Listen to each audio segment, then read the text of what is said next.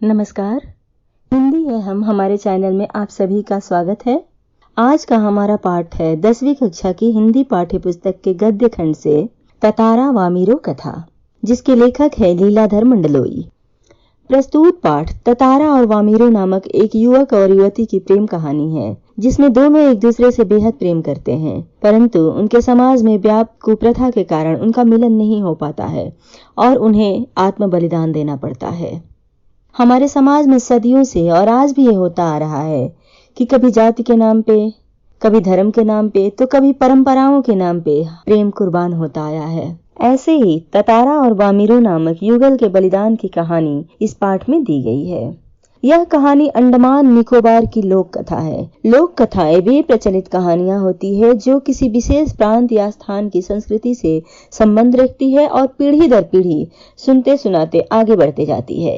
जैसे हमने अपने दादी नानी से सुना और फिर हमने अपने बच्चों को सुनाया, उन्होंने अपने बच्चों को सुनाया, हमारे नानी दादी ने अपने दादी नानी से सुना हो, इस तरह से ये कहानियां चलती रहती है। इन कहानियों में काल्पनिकता भी बहुत होती है, असंभव से लगने वाली बातें होती हैं। इन कहानियों में कितनी सच्चाई है, वे कितनी पुरानी है, इन सब बातों का कोई प्रमाण तो नहीं होता, परंतु कुछ हद तक वास्तविकता होती होगी। इतना जरूर है कि इन कथाओं में कोई न कोई संदेश या सीख जरूर होती है। तो ततारा वामीरो कथा भी अंडमान निकोबार द्वीप समूह की एक लोक कथा है। अंडमान निकोबार द्वीप समूह भारत के सबसे बड़े द्वीपों का समूह है, जो बंगाल की खाड़ी के दक्षिण में हिंद महासागर में स्थित है। यह भारत का केंद्र शासित प्रदेश है। अंडमान द्वीप समूह का अंतिम द्वीप लिटिल अंडमान, जो पोर्ट ब्लेयर से 100 किलोमीटर दूर है। पोर्ट ब्लेयर अंडमान निकोबार की राजधानी है और निकोबार द्वीप समूह का पहला द्वीप कार निकोबार है। तो लिटिल अंडमान और कार निकोबार के बीच 96 किलोमीटर की दूरी है। परंतु निकोबारियों का ऐसा विश्वास है कि प्राचीन समय में अलग अलग ये दो द्वीप नहीं थे, बल्कि ये दोनों एक ही द्वीप थे। ये दोनों अलग अलग द्वीपों में कैसे बट गए, इसी से संबंधित वहां के लोगों में ये लोक कथा प्रचलित है। तो चलिए कहानी पर चलते हैं। अब कुछ समय पहले जब लिटिल अंडमान और कार निकोबार आपस में जुड़े हुए थे, तब वहां पासा नामक एक सुंदर सा गांव था। उस गांव में ततारा नामक एक सुंदर, शक्तिशाली और नेक दिल युवक रहा करता था। वह हमेशा दूसरों की मदद के लिए तत्पर रहता था। अपने गांव के साथ साथ पूरे द्वीपवासियों की सेवा करना अपना परम कर्तव्य समझता था। उसके इसी स्वभाव के कारण अपने गांव के साथ साथ आसपास के गांव वाले भी उसको बहुत प्यार और आदर सम्मान दिया करते थे। देखने में तो वह बहुत सुंदर था ही, उसका स्वभाव भी उतना ही सुंदर था।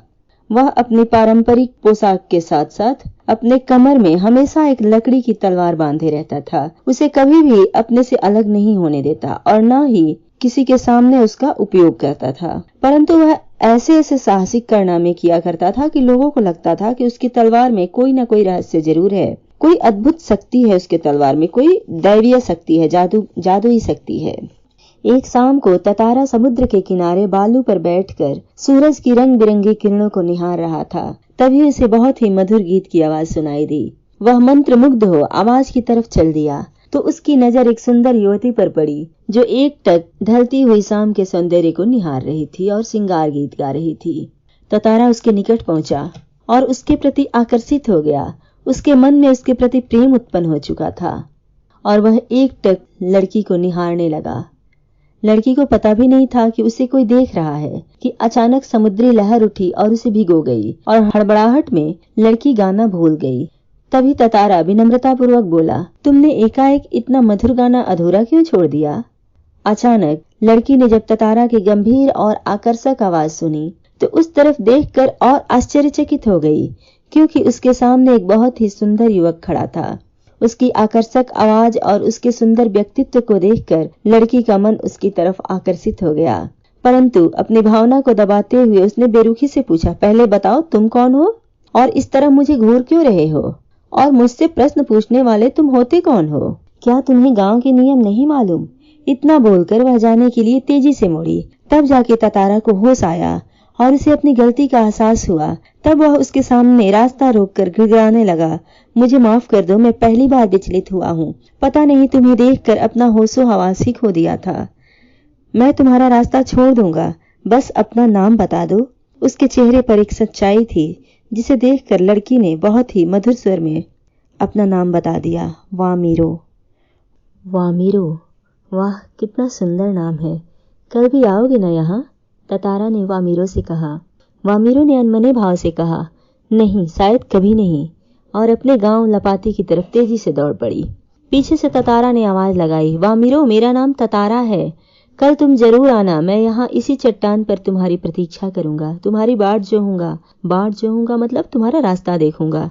वामीरो रुकी नहीं, भागती गई और ततारा उसे जाते हुए निहारता रहा। वामीरो घर पहुंचकर भी परेशान सी थी। बार बार ततारा का चेहरा उसकी आंखों के सामने आ रहा था। वामीरो ने ततारा के बारे में कई कहानियां सुन रखी थी। वो सोचने लगी, ये तो वही ततारा है जिसकी बहादुरी के किस्से इतने मशहूर है। उसकी कल्पना में वह अद्भुत और साहसी युवक था, परंतु आज जो ततारा उसके सामने प्रेम भरी निगाहों से देख रहा था, वह सुंदर और बलवान होने के साथ साथ बेहद शांत, सभ्य और भोला था, बिल्कुल वैसा ही जैसा कि वो अपने जीवन साथी के बारे में सोचती रही थी, जैसे उसे उसके सपनों का राजकुमार मिल गया हो। परंतु एक दूसरे गांव के युवक के साथ उसका यह संबंध परंपरा के विरुद्ध था, क्योंकि उन दिनों वहां के गांव में यह रिवाज था कि शादी के लिए लड़का और लड़की दोनों का एक ही गांव का होना जरूरी था। इसलिए वामीरो ने ततारा को भूल जाना ही उचित समझा। वह दिलो दिमाग से ततारा को हटा देना चाह रही थी, परंतु हटा नहीं पा रही थी। वामीरो जितना स्वयं को ततारा के मोह से मुक्त करना चाहती, उतना ही उसके मोह में बनती जा रही थी। उधर ततारा का भी वही हाल था।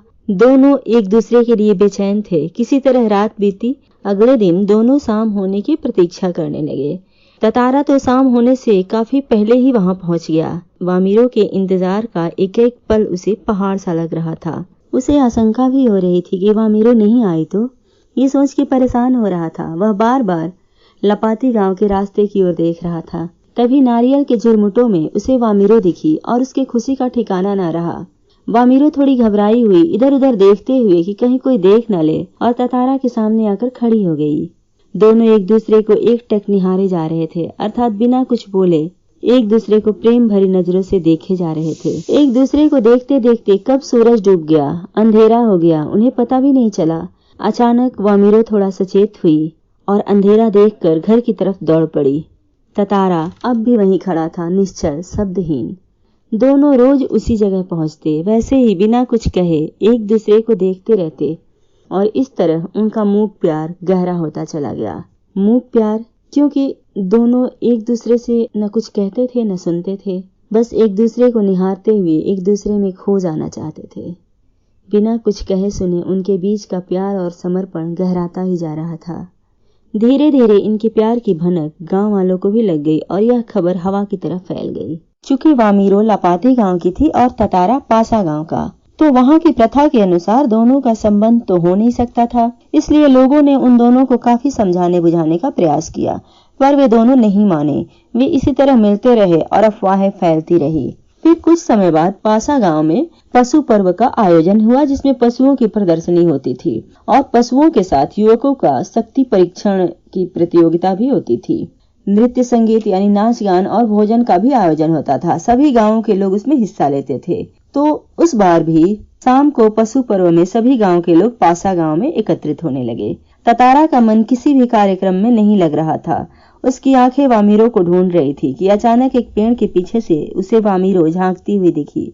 वह इतने लोगों के बीच ततारा के सामने जाने से डर रही थी। जब ततारा पास गया तो वह फूट फूट कर रोने लगी। वामीरो को इस हालत में देखकर ततारा भावुक हो गया। उससे कुछ बोलते नहीं बन पा रहा था कि वामीरो की मां वहां पहुंच गई और दोनों को साथ देखकर वह बहुत गुस्सा हुई। ततारा को बहुत भला बुरा कहने लगी। तब तक गांव के और लोग भी इकट्ठा हो गए। वामीरो की मां उसे अपमानित करने लगी।